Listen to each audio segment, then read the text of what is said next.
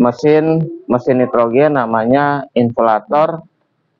Nah, ini khusus yang nitrogen versi tabung kayak gini. Tuh, tabung. Nah, kalau misalnya nih kawan-kawan ini tidak menggunakan inflator ini, apakah masih bisa? Atau seberapa penting alat mesin inflator ini untuk penggunaan angin nitrogen? Oke, jawabannya nanti di akhir video. Nah, kalau kalian tidak menggunakan inflator tersebut, bisa menggunakan alat manometer seperti ini. Ini bisa. Jadi langsung ke instalasinya dan mungkin langsung praktek ya. Jadi kalian setelah mempunyai angin nitrogen, tempat pengisiannya itu udah jelas, bilang langsung bisa menggunakan regulator, dari regulator nanti ke manometer ya. Jadi kita langsung praktek. Setelah regulator ini dipasang ya, setelah regulator ini dipasang, berikut selang ya. Kalau selang itu nyesuaiin kebutuhan kalian ya. Di sini dibantu seperti biasa menggunakan coupler. Nah, ini tabung belum saya buka ya. Jadi kalau regulator dipasang, biasanya tekanan anginnya itu satu tabung full 2000 PSI.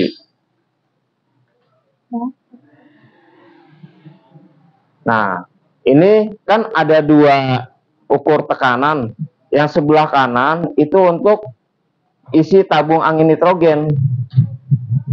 Nah, kalau yang sebelahnya lagi, yang sebelah kiri, ini untuk tekanan tinggi ngisi angin ke ban.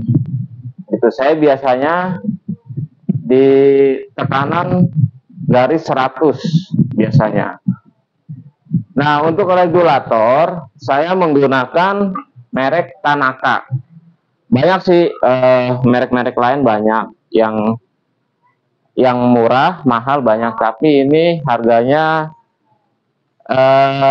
tengah-tengah ya. Ini juga Tanaka. Jadi kalau regulator nitrogen ada kodenya N2. Ini kisaran harga satu regulator baru ini 700.000 ya. Itu 4 tahun yang lalu, nggak tahu kalau sekarang. Yang di bawahnya ini pun ada, tapi nggak ngejamin ketahanan awetnya kalau dipakai untuk jangka panjang. Nah, setelah ini dipasang menggunakan alat manometer ini, nah kita langsung praktek gimana kalau lagi pas isi baru. Saya udah pernah coba untuk dan mobil sampai elok itu masih bisa digunakan dengan alat manometer ini ya. Nah, sampai mobil elok. Kalau kebutuhan nitrogen saat ini kan umumnya untuk mobil-mobil pribadi, ya umumnya sampai mobil Fortuner ya. Jadi ada isi baru, isi tambah nanti. Kita praktek untuk isi barunya. Ini anginnya udah dibuang ya. Tuh, anginnya udah dikosongin. Nah, kalau memang dikosongin, dipasang ventilnya. Nah, umpamanya nih lagi ngerjain konsumen, dia minta isi baru. Nah, ring 15 punya Nissan Serena ya. Ini ring 15, misalnya kita ukur ke tekanan 40 permintaan konsumen untuk tekanan angin ban belakang.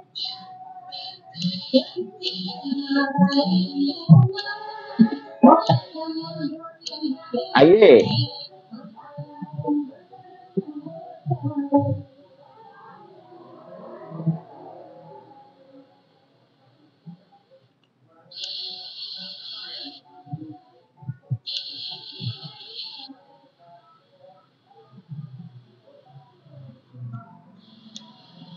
Tuh, baru naik ya. Ngisi kan tadi kosong. Nah, ini didiemin tuh, baru terisi 20 PSI. Tekan lagi. Tuh.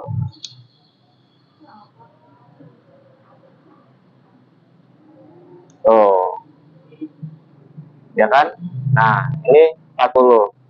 Nah, ini praktek tentang isi baru angin nitrogen. Nah, kalau isi baru angin nitrogen kan pasti nyopot spuyer. Nah, gimana kalau lagi pas isi tambah angin? Ini dikurangin dulu.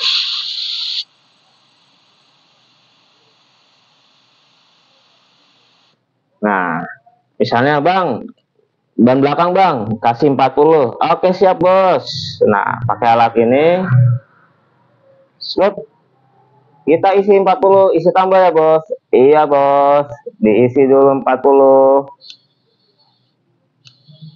Nah, nah, oke, jadi cuan deh.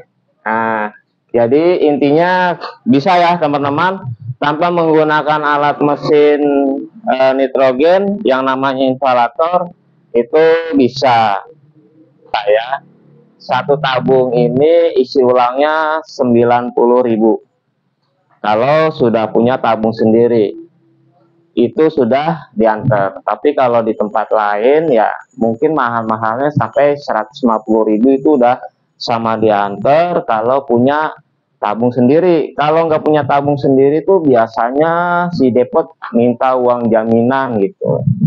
Nah, untuk satu tabung ini bisa menghasilkan antara 800.000 sampai 1,5 juta. Tapi kalau banyaknya isi baru, biasanya penggunaan tabung itu sedikit boros. Nah, boros tapi bukan berarti rugi.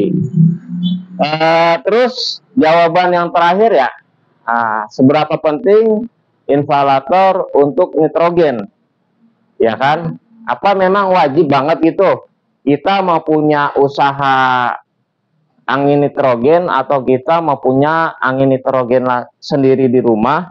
Nah, jawabannya ini nggak penting. Mesin ini nggak penting untuk nitrogen. Intinya yang penting itu bisa ada alat untuk pengukur tekanan angin supaya pas.